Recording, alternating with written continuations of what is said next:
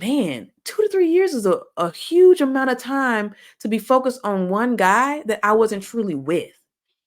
And I feel like there's many of women out there who do the same exact thing, who are in situationships, or the man didn't even call it a relationship, but we automatically find ourselves committing to somebody based off of what we think is an investment, or what we think companionship is, or friendship, or thinking that we need him in our life. And what would it look like if he wasn't in our life?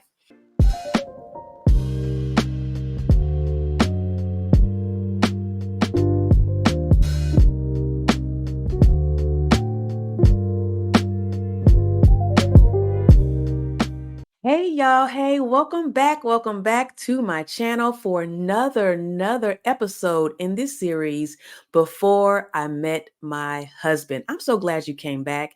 And listen, hey, if you're a single sis and you're out here and you're needing to be encouraged during your single season, you're waiting before your husband, you're out there dating, and you desire marriage, I need you to go ahead and click the subscribe button right now for your girl and follow me for more dating and relationship content coming your way. This is something new that I'm doing.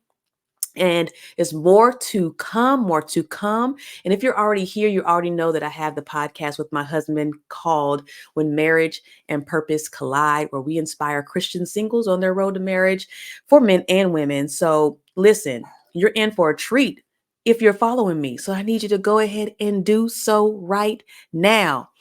Also, if you're here and you're like, sis, I need some resources. I need something to help me in my journey in my single season. Go ahead to the description down here and you'll have a plethora of resources, and you can follow me on other social media platforms. All right. So let's get into it as we get into it. Last time I was on here, I talked about my dating and before dating and relationships, really my childhood, going into my story into adulthood and what landed me here, like right now. Well, kind of here, not before the husband, but really just in a state to like where I was ready for him. So, part one, I talked about my childhood all the way into my early adulthood, I would say, and what landed me to really finding my purpose before meeting my husband. It was a critical point in my life. And I wanted to focus solely on that because it was imperative that you hear that before you hear exactly, how I met my husband and what led to that. So I was like, okay, it would be good if I take them through a journey of my dating and relationship, certain dating relationships that I had. So I felt the need to go ahead and say, hey, let me go ahead and let's just focus on the dating and situationships. And so there weren't a lot of them, but I had to pinpoint which ones I actually want to talk about, which ones were worth talking about, and which ones I can offer guidance and help you learn from as you're in your dating and waiting season. So I had to think it through, and I was like, okay, who, how, what can I say? And so in my last video, I talked a lot about my childhood into adulthood, a lot about the rejection I experienced at a young age with bullying, with just me not being comfortable in my skin, being comfortable with who I was, and my self-esteem was low. And that really transitioned or came with me through my college days and even in my early adulthood. So a lot of that I still held on to, even though I was in these dating seasons of my life, or situationships rather. And so I want to take you on a journey with a few of the relationships that I had that were important to my story of before I met my husband. And one of the ones I want to start off with is the one that I had in college. It was College is College. All right. And so I gave some of these a title. And so I have three stories I'm going to tell you today.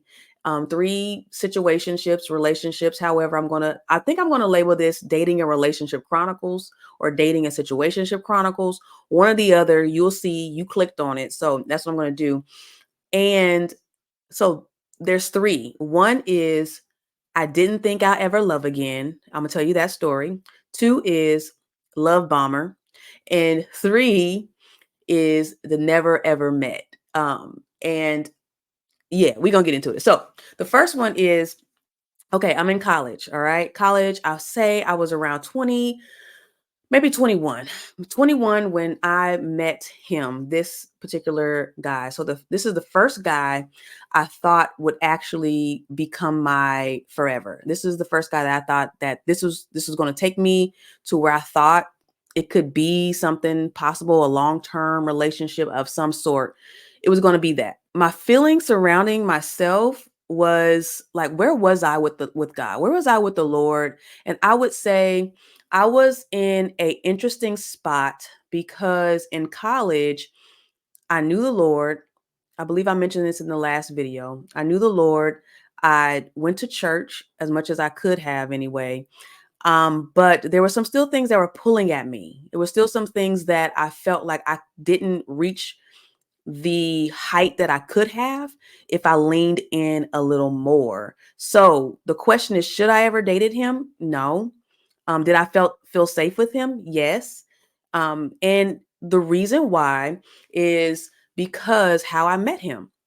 And I met him because many of you who follow my channel know that I was a member of a sorority, Zeta Phi Beta, in college.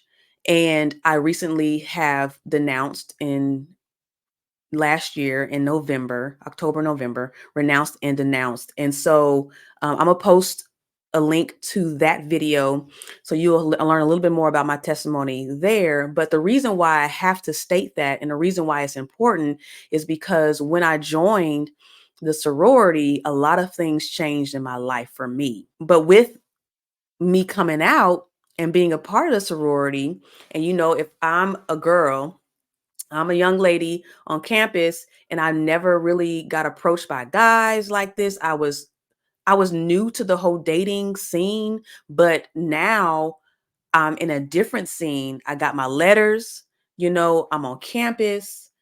People are looking at me more. Men are looking at me more. They're pulling me on a dance floor to dance. Like I had my own set of brothers. For those who don't know, Zeta Phi Beta is constitutionally bound to Phi Beta Sigma. So those are my brothers. But yes, you're with your brothers and you also can possibly date them, right? You're around them a lot. And so I wanted to say that first because that is what led me into this relationship. It was because I felt safe with him. He was my brother. So in that way to where I was like, it could happen. This is the real thing. This can happen. So he was a class above me, and how we met was during a community service outing.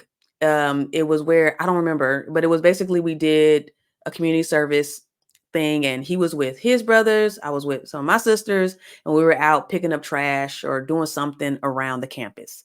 And so we were doing that, and I believe that is how we met. And really, we just started hanging around one another more. We started seeing each other in different outings as we would go out as groups, sorority, fraternity events, all the things. He would be there. So automatically we would talk to one another, and he basically would always come and say hi to me, converse with me, all the things. So of course I'm like, wow, this is something. Like, let's do this. And so people around us, especially those who were in the sorority and fraternity, were like, what's up with y'all? Y'all together or what? And we would just like laugh it off or whatnot. We didn't know what it was, but we knew something was growing. And for me to have that type of friendship was it was gold. It was like I like him and he likes me.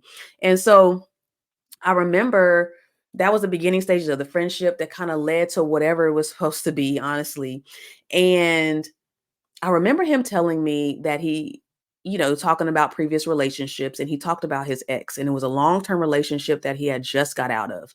And and he talked about how it ended, which right now I don't remember how it ended, but it talked about how it ended. And basically, I want to say they used to live together. They started off the relationship their freshman year. He was a year above me, so it was some history there. But now you could tell he was wanting to date someone else, and which was me. And so we started somewhat dating, I guess. And of course I never dated before. I didn't know what it looked like. I didn't know what it was supposed to feel like. I didn't know.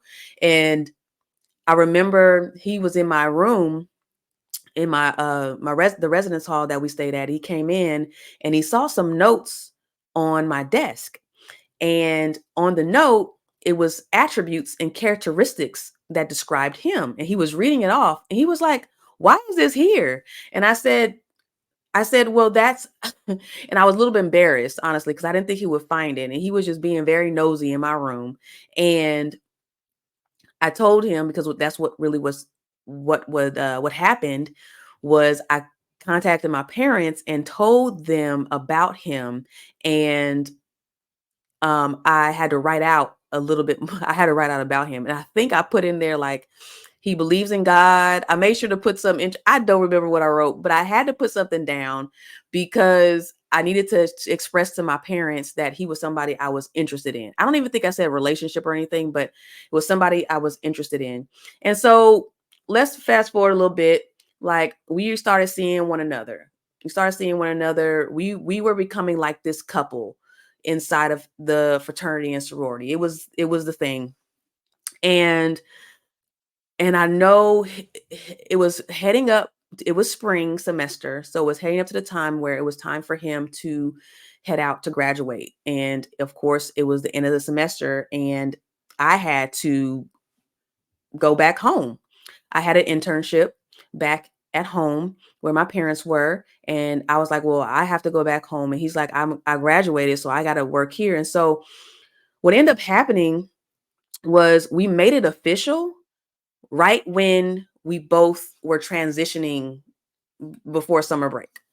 So so I'm up here in this somewhat relationship, first one I've ever had in my life, and I finally feel like I got a guy, yet I can't experience the relationship with him because I had to go back home, and he was still in where the college, where in Atlanta. I could say where it is, I guess. He was in Atlanta. So it was tough. I'm not gonna hold you. It was tough because, first of all, if you all remember from part one, I was talking to you about how awkward it was talking about any guy that is in my life in front of my parents. It wasn't the thing that I've always brought up. It was very uncomfortable for me. And so imagine I'm on the phone with this guy around the house talking, and my parents are looking at me like, "Okay, like that must be that guy again." Like, it was just awkward for me. And I felt like a teenager. Honestly, I felt like a teenager. I mean, I was 21, so it's close to it. But I felt like a teenager, and I just knew that it was a whole new world for me. But this was the first time I actually learned about myself, about what it means to be in this type of relationship, and also long distance. This is why I recommend that if you start a relationship, start a relationship and then move away, you need to rethink that thing, because it's a lot of emotions and a lot of getting to know who you are. And just rethink it. I'm not saying it's don't knock it. I'm just saying be sure, because when you are in different cities, it hits different. It just hits different. And so we didn't build a foundation. We were still getting to know one another. We didn't know one another at all. We were still getting to know and get a handle on each other. And so I didn't know myself how to handle a relationship of this magnitude. I just didn't. And so I became very petty. I began to get mad. I would like ghost him at times when he didn't call me when he said he was. Now, mind you, this was back when cell phones, mobile phones, remember when we couldn't call till after 9 because it was free, right? 9 p.m. Remember that time? So we had to be cautious. And so I couldn't reach him. We could only text message, but I couldn't really talk to him till after 9 p.m. So imagine waiting all day until 9 p.m. to talk to somebody.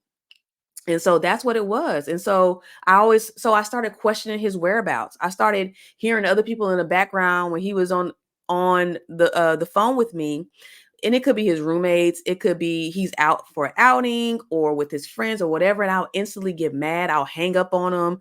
I'll start being petty and being distant. I wouldn't answer my phone for a while. He'd be like, "Where are you? What are you doing?" And I wouldn't answer the text messages. Like, I did not know what my emotions would do feeling like this. And it was new for me. And I could tell he was probably exhausted with this. He was like, I ain't never, like, this is ridiculous. So he ended up, we ended up having a break. It was too much for him. It was too much for us. This was probably month 2. Like, this wasn't the whole summer break yet. Like, we weren't even done with summer yet.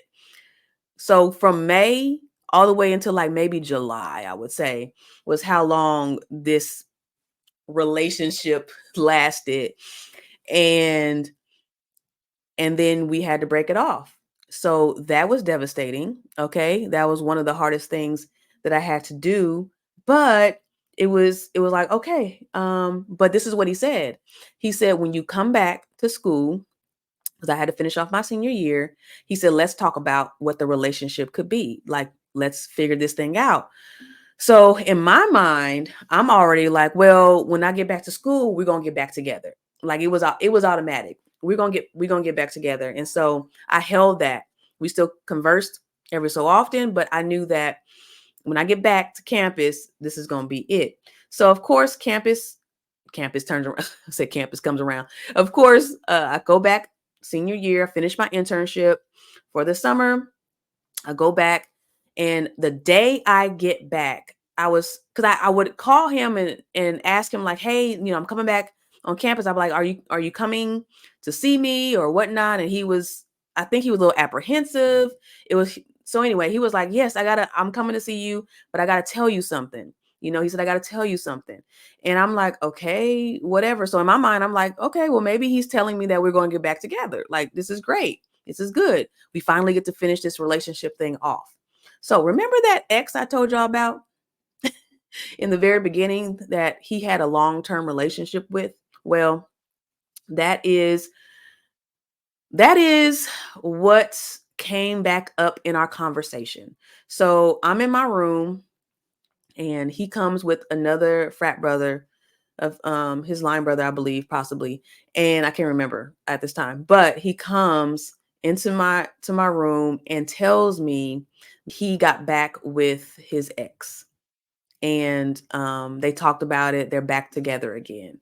And do you know what my heart did? It sank.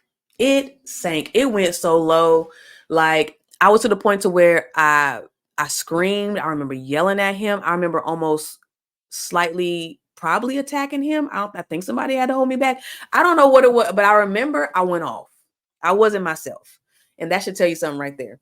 I wasn't myself, and I was starting the semester of my senior year heartbroken because I felt like I had gave my emotions, because I didn't do anything with him physically, but I gave my emotions to him, and he didn't feel the same way. And that's what hurt.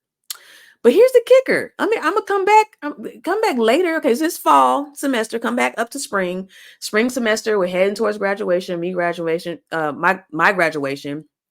And I find out that he broke up with his ex.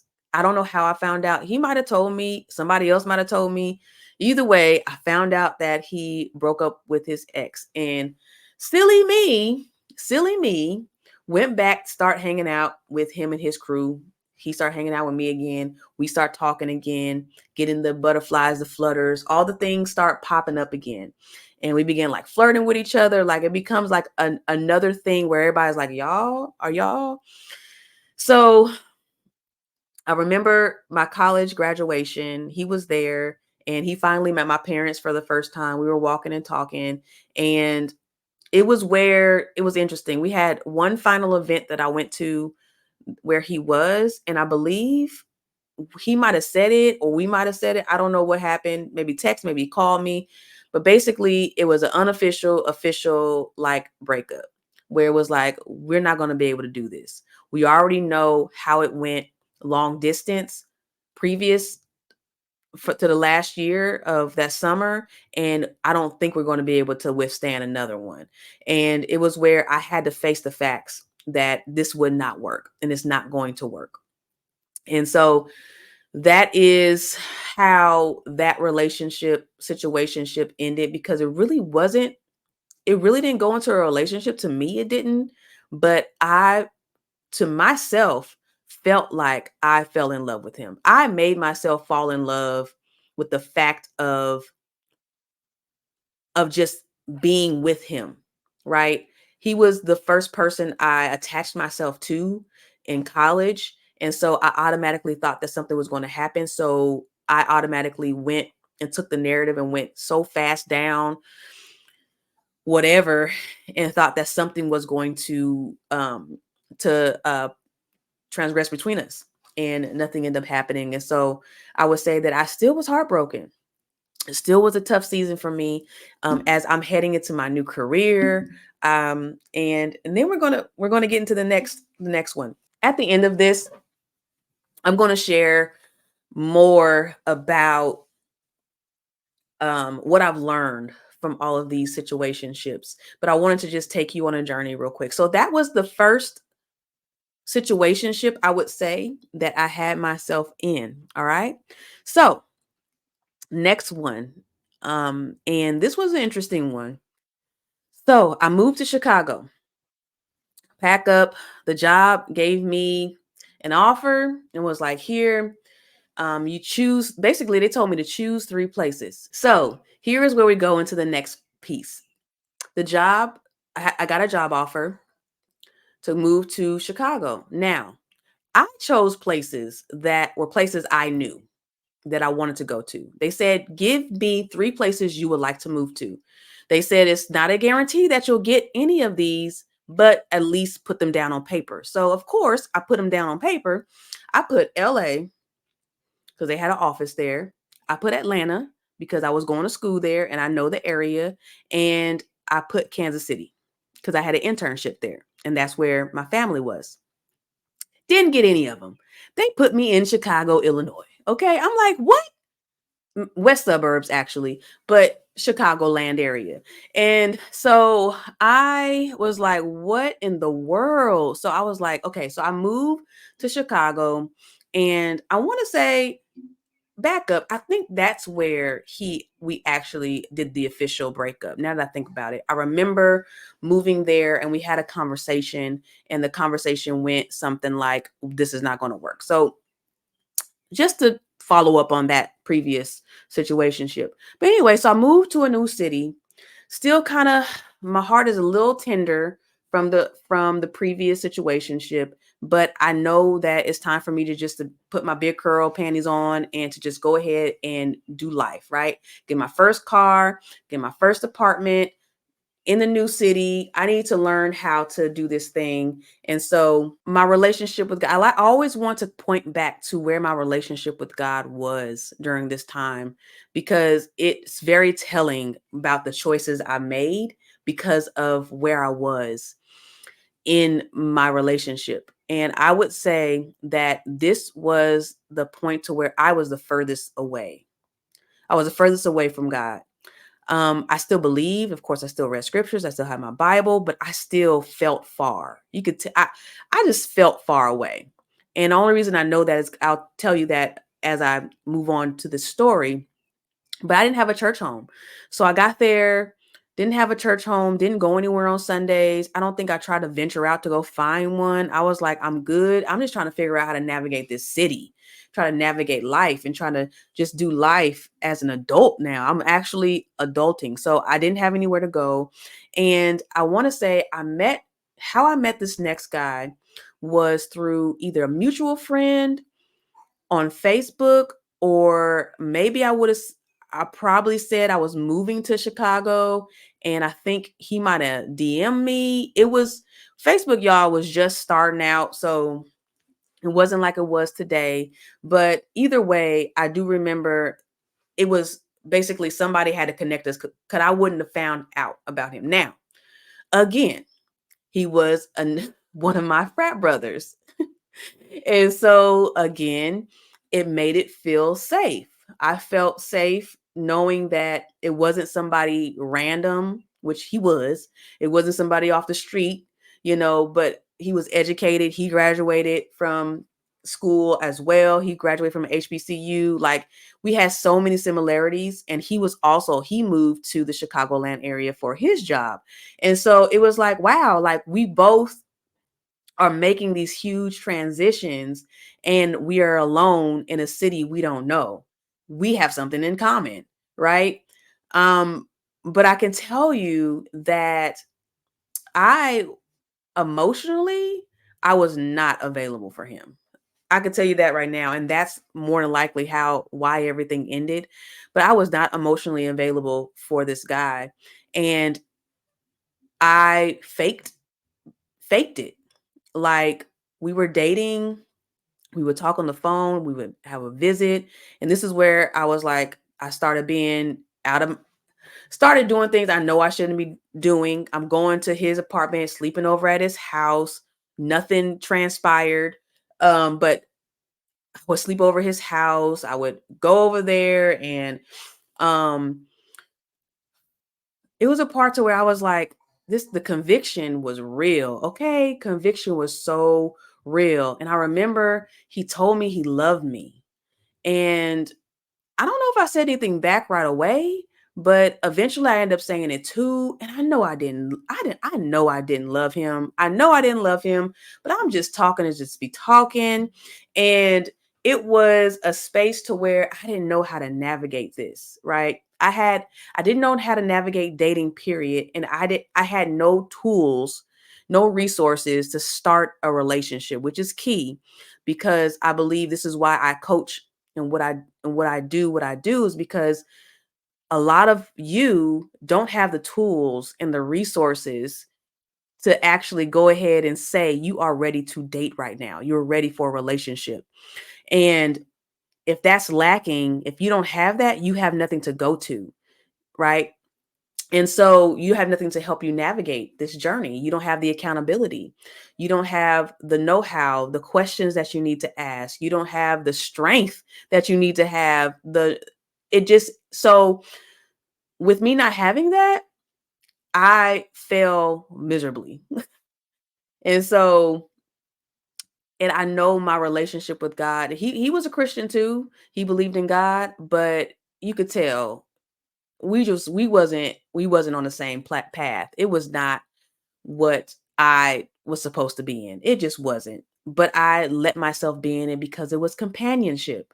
It was somebody in a new city. I found somebody who's like me. I bonded to this person. So it has to be right. Right. And also, he was well off. He was making big money in accounting at this major company. And I was like, oh, this would be great. He would be somewhat the guy, but he was the one bringing a marriage. He brought me up to his parents, to his family, to his friends. I remember posting the relationship on Facebook, but not really posting it. And it was, y'all, it shouldn't have happened. And so this is how it ended. This is what happened. This is how it ended. So my mom basically hit me up, and she was like, "Hey, I saw this church on television, and I need you to go. I need you to go and visit the service." And so I'm like, "Mama, this not even in my city. Where is this? Who is this?" Right? Come to find out, it was Smokey Norfolk's church out in Chicagoland area at the time. I'm sure he has several locations now, but at the time it was in the west suburbs. And she was like, you need to go ahead and go to service. I heard they have like Wednesday nights, and then they have the main service. So I was like, okay. So I finally went to a service, And when I went to that service, I felt secure. I was like, I felt God's love pour over me. And also, I felt the conviction all over me. I felt that God was saying, "You're here now. You're my daughter. You've come into the right place. Cast all your cares, your shame, your guilt, your worries, your frustration, like everything like mattered at that moment." And this was just I want to say a Wednesday night Bible study or a Wednesday night service or whatnot. It wasn't a lot of people. It was just a come as you are. And I just felt so loved in that moment. And I was like, I needed this. So what ended up happening is I started to push myself away from the guy because my relationship with God was strengthened and was stronger that I didn't need him no more.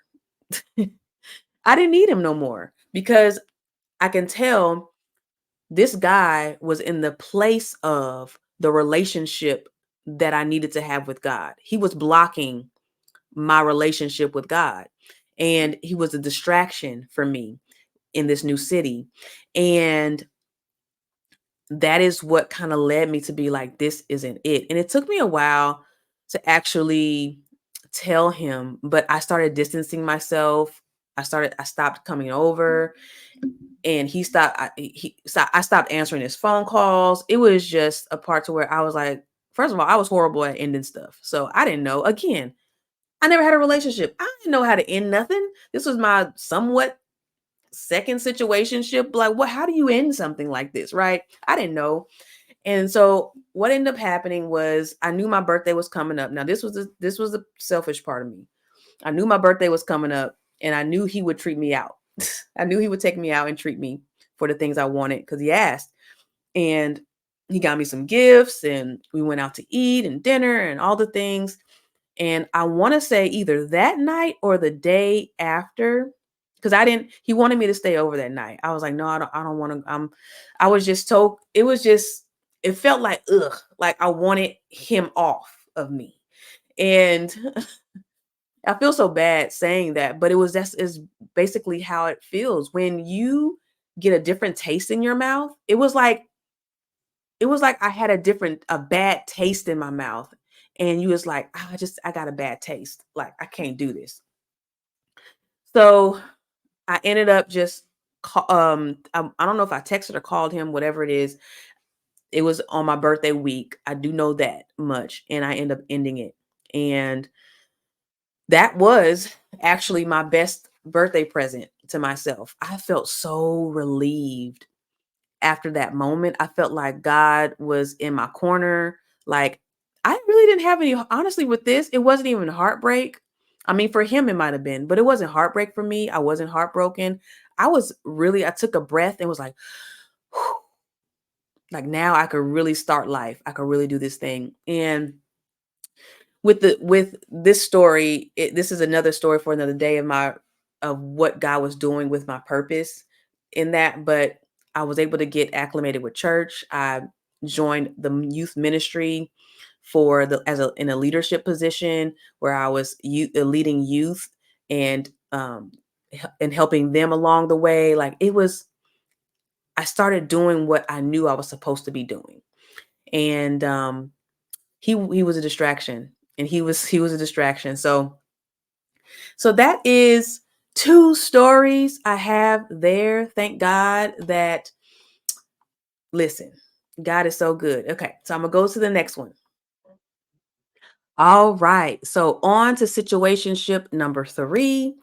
Now, this one is called The Case of the Never Ever Met. And so if y'all watch this show on OWN, it's called The Never Ever Mets. And it's basically couples who never met each other. They're either in long distance or they're in the same city, and they never met each other in person. They were always doing their relationship online or whatever it was. And they have they were varied with the amount of time they were with one another. But I I, I questioned because there was a part in the episode where this couple said they were in the same city and they never met up with each other. And I chuckled because I was like, how do you do that? And then I started remembering this story right here. And I was like, oh, I can see how you could do that, because that is basically somewhat what happened here. Um, in this story, I did meet him, but I'm going to tell you the story. So I moved to Kansas City. That's where I live now, but I moved to Kansas City, and I get here. And if you remember part one, I talked about my transition in here and finding my purpose and kind of doing what God called me to do. So this was before that happened. This was in that middle zone where I was in the middle where before I had my church home, and like a little bit towards me starting my nonprofit. So it was still in the the starting stages of me actually becoming who I am today and really launching my purpose and really finding myself. So I was still in the midst of still finding myself. And I remember I was invited to a Christian young adult outing. So I heard about these events that happen in the city where the young adults in this Christian community, there were young adults from different churches. They would come to get together and they would have fun. They would hang out in different spots. And so this particular day, it was one of my friends invited me to a bowling outing. So I was like, well, this could be a good opportunity for me to meet more people in the city, because I got here, I know no one. I knew no one. I had nobody. It was I was depressed for a lot. I was just like trying to find my own, and I know I like to socialize. So I'm like, something's got to give. And so she was like, hey, you should go to this event. They will help you possibly get a church home, find a church home, and you'll be able to meet somebody, just meet people, blah, blah, blah. And so I end up going. I go. It was a little out of my comfort zone, but in my comfort zone. But I went and I was comfortable with going. And I remember there was this guy that was there, and his friend brought him. And the friend I knew because I would see him a lot too, um, when I would go to these events. But this particular event that I went to, he brought his friend. And so the friend I was talking to a lot more. Now, for me, I was attracted to a lot of the guys who were behind the scenes. They weren't in the limelight, they weren't the popular ones.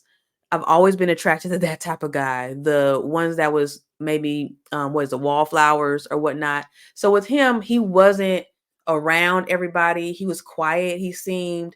And so I don't know how we started a conversation. I don't know if I went up to him, I really don't remember. But I do know we sparked a conversation and an instant connection, like an instant connection. And I was like, oh my gosh, this feels good. Like, he's handsome. Like, I didn't meet anybody here yet, and I could see potential in him and all the things. I'm just took it too far, right? And so I did not want this night to end. Like, it was great. I started getting butterflies, and I was like, okay, well, he's got to go. I got to go. And so we end up just parting ways. And a part of me was like, should I have asked for his number? But he didn't ask me for mine. So I let it go. But the whole time I'm like, man, I should find out, like, this could be the opportunity. He could be the one that I could date, or I could at least talk to him more. And so I call or connect with his friend, and I tell his friend, I said, hey, you brought your friend. He's somebody that I would like to talk to. You think he would want to talk to me? And so somehow he made the connection, and then we end up finding each other. We got each other's numbers, and we end up connecting over the phone. Now, here is the red flag of red flags that I should have noticed and just noticed, so I could have made my decision in a healthy way to go ahead and peace out. Like, I knew that this wasn't the way to start off any type of anything, but the only way we really connected with one another was through text message. Was through text message. And it would be sporadic. It wasn't consistent. I would text him and he wouldn't text me till like 2 weeks later. And then I text him, he wouldn't text me till like 3 weeks later. This was a always a thing that happened for like 2 to 3 years. We rarely spoke on the phone, like had a conversation over the phone, talked over the phone. We just did text messaging. And I think over the time, it was only like maybe 3 to 4 times we actually talked over the phone in the 2 to 3 years that we were in this situationship. And so in my mind, I'm like, um, okay, I believe this is still my guy. So I made him my back pocket guy. So anytime I would feel like maybe I should get out and date, or maybe if somebody even approached me or whatever, I would not even consider it because he's my back pocket guy. He's the one I'm supposed to be with. So I made myself commit to him. He never, ever, ever committed to me. He never said, I want to be in a relationship with you. He said he never pursued me. I continued to pursue him. I chased him. I made the initiation for him, right? And so I knew all of this. I knew all of this. He didn't, he has struggled with working. He was living with his mom. He had no car. Yet I'm like, we could figure this out. We could figure this out. So this was me. This is my thinking. This is what I thought I could needed in my life. This is what I thought I deserved at this time in my life. Again, me battling with what I dealt with my self-esteem, with the rejection, with all the things. I'm like, this is my chance, right? This is who I need to be with, because if he likes me, right? But never did he ever say anything about press and go on anything, or meeting up with me. I still held him in my back, in my back pocket. And so I saw life with him. I pressed play on our future. He was all I would think about. I made him an idol. I made him an idol until one day I actually met him for his birthday. We met at an event and I met him for his birthday, and I finally saw him. He was with his friends. I was with one of my friends, and I finally saw him. I was on top of the world. I was like, man, this is my man. Again, who? Ain't no title. He didn't say nothing, but I thought I was just over the moon, right? Just thinking that everything was going to be fine and we're going to progress. Mind you, even after that, we didn't even have conversations. We didn't talk as much. It was like still sporadic. And so sometime after that, I don't remember how much further after that, but I remember we connected again over the phone, and I wanted to say he told me he needed to call me. And so I'm like, okay, call me, that's fine. We never talked. Of course, I got butterflies. I'm excited to finally talk to him. This is probably the fifth time we actually talked over the phone versus texting. And we get on the phone and have small talk, small conversation. And he said, hey, I got something to tell you. And I said, okay. He says, so my ex came into town some time back. I said, okay. And yeah, so we end up sleeping with one another. I said, wow, okay.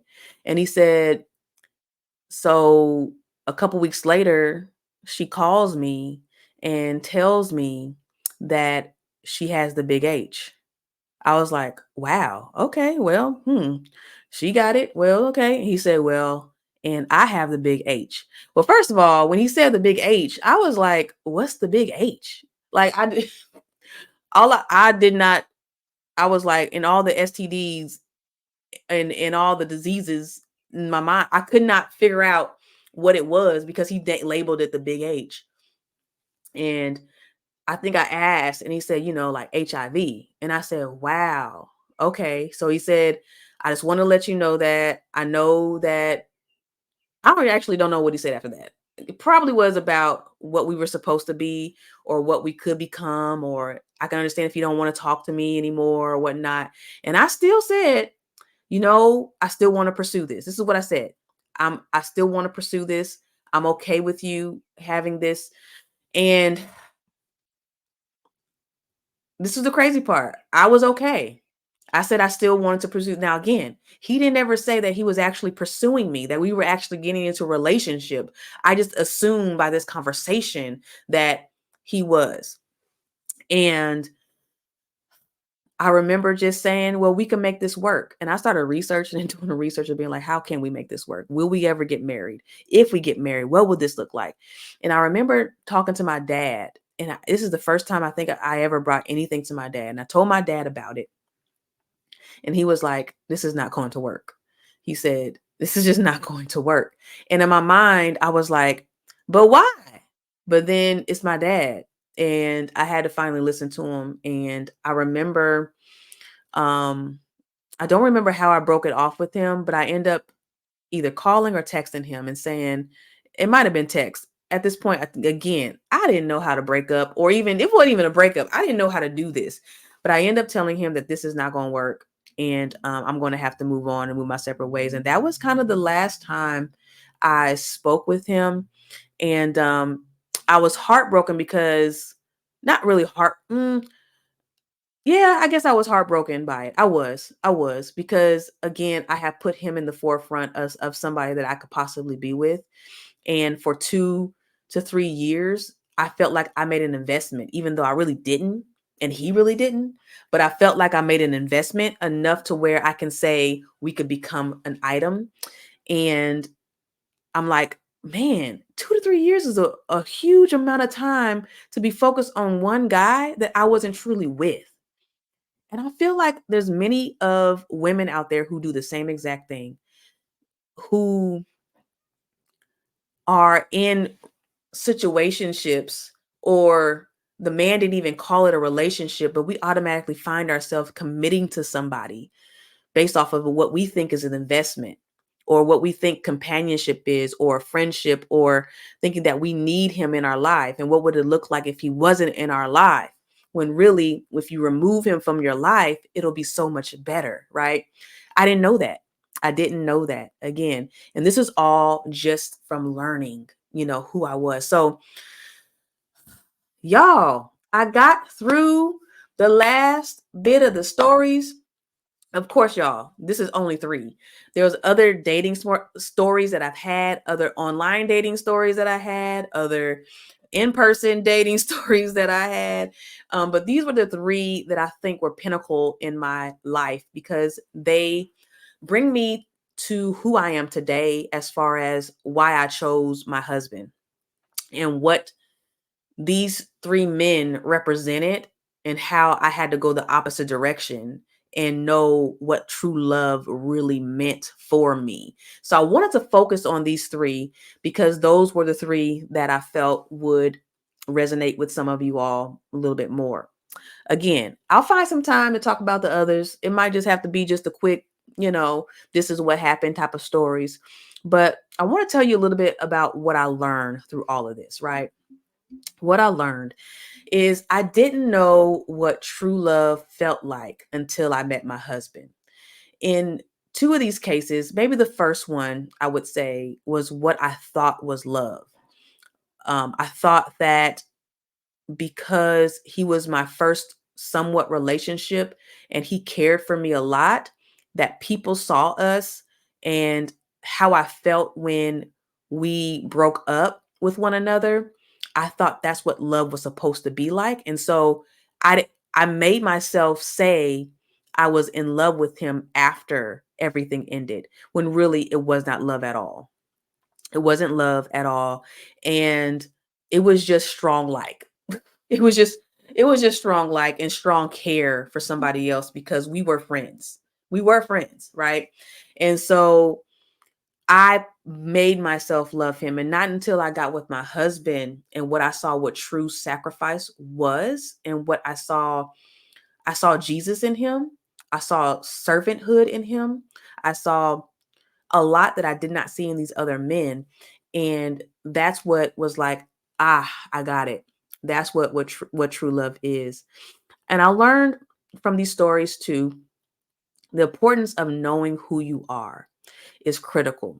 And we say this a lot. we say this a lot oftentimes about know who you are, learn who you are, know yourself. And of course, there you're evolving. There's different sides of us that we have to relearn, recapture. Like it's like a video that you have to take of yourself, and you got to press the rewind button and go back and look at the details again and see why you thought the way you thought, and why you're thinking the way you're thinking, and why your perception is this way, and why you're around people that are your friends, who are your friends, all these things. Like what made me make the decisions like I did back in the day versus now. Like we are constantly evolving. And if we're constantly evolving, that means we have to learn the new pieces of ourselves in that. And so I could say that in my seasons of transition, when I had to go move from city to city, and when I had to make new friends, and when I had to go back and live with my family, like that was pieces of learning a lot about myself. But I had to learn over time. It takes time to learn you, and you have to be patient in that. Another thing I learned is in moments of transition, check yourself. All right. In these stories, you've heard where I moved a couple times. And because of me moving, in those seasons, I was lonely. I didn't have companionship. I moved to new cities. I was still learning about myself, learning the city, trying to figure out life, trying to figure out this. This is the time where you should not enter into a relationship right away because you're still learning yourself. You are susceptible to anything that may come your way because it looks good and you are open to it. You're open to trying something new. And so that new relationship, that new person can come into your life. It looks grand. You get the big eyes. You're like, this is great. You begin to trauma bond or transition bond with somebody, and it feels good. And so you think it's right when really the transition season is supposed to be a transition. Wait until you build a better foundation for yourself before you enter into something. And that's what I didn't do for myself. I just said, listen, I'm in a new city. I'm doing me. This is cool. Uh-uh. No. Also, in the moments of transition, what's your relationship with Jesus like? You should be leaning so far into him. And I always say this to couples that we talk to, or if we're talking on the podcast, and DJ and I talk about it a lot. In your married stages, in seasons of transition, you have to communicate more in seasons of transition. And I would say this in your single state, you need to communicate more to Jesus. You need to find and fall in love with Jesus in your transition season the most, because it matters then. The door is open, you're idle minded, and anything can come in. So you got to make sure the doors are open to Jesus so that you can hear him clearly. You won't be distracted, and you could follow what he wants for you in your life without following what anybody else says or what comes to you. So it's important that you check your relationship with Jesus in seasons of transition. What's your accountability like? That's huge in moments of transition, right? So those are things I've learned. Another thing I've learned is to not accept anything when you don't know what you deserve. Like I didn't know what I deserved. I didn't know. Again, I did not have the tools. I did not have the resources. I did not have the accountability. I did not have the motivation. I did not have the upliftment that I needed to have in order to say, this is what I know I deserve in my life. I did not have that. So because I lacked that, I was able to accept anything that came my way, right? And that's not a good place to be, right? So check yourself again when it comes to knowing what you deserve, what you're worth, right? And that also came into how I felt about myself, right? If I didn't feel good about myself, the way I looked, the way I dressed, my self-esteem, anything and everything can come my way, and I'll accept it, and I'll be open to it because it came to me, right? Without me knowing that I can set this boundary and know what I deserve. And the last thing is, from the first relationship, situationship. And even the last one, I was like, I don't know if I'll ever find somebody like that again. Like that, I think is the most heartbreaking part, is because you feel like you made an investment and you're like, will I ever find somebody that listens and to me like this? I don't think I will. And that's where you have to get that perception out of your head. Because if God showed you somebody like that, then more than likely you can get someone, you can find somebody that's like that and more later. And I could tell you that's what happened to me. That's what happened to me in my relationship um, before I met my now husband. And but when I was dating him, right? And lastly, I want to say, do not act out of desperation. I'm gonna call this the Risa Tisa effect. Okay, when you remember when she said in her videos, I watched the whole season. It feels like a Netflix special, but I watched the whole thing where she said, "When will it be my turn?" You know, before she met him, that's what she was feeling. She's single. When will it be my turn, God? Like, I see everybody else around me getting married. I see them starting families. I see them doing all the things, living their life, and they got their significant others. When will it be my turn? So, what happened is she acted out of desperation, which led to who she got. And if you know the story of how everything ended up, only because of the decision she made out of desperation. And thankfully, she got out of that situation. And we have to watch ourselves. Are we acting out of desperation? Are you dating out of desperation? Are you desiring marriage only out of desperation? Are you with him, this guy that you're with now, the situationship, only out of desperation because you're saying, I'll never ever find? All right. I need you to know who you are and whose you are, and he would not let you down. You know what you deserve, sis. Act on it, right? Start flowing in your purpose and act on it, right? Okay. So we have come to the end of this. There will be a part 3 because I actually got to talk to you about the story about meeting my husband and how it changed the game for me, because of course I got the ring and we're married 8 years later, and this upcoming June we'll be married 8 years. And so I want to talk about how we met, my thoughts before, his thoughts before meeting me, all the things, and I want to share that with you. Thank you for tuning in. Please do subscribe to the channel. Thank you for listening and watching. If you can, go ahead and head to the description where I have resources for you. If you're a single woman and you are looking for resources, please do head down there. And I would love for you to subscribe and follow and be a part of my email list. All right. So you can get more and more that's coming your way, more news, more things that are headed your way. Is about to be bananas. I can't wait to unleash what I'm about to unleash for y'all this upcoming year. It's going to be great. And so, listen, thank you for tuning in. I love y'all. Have a wonderful, wonderful day. All right. Bye.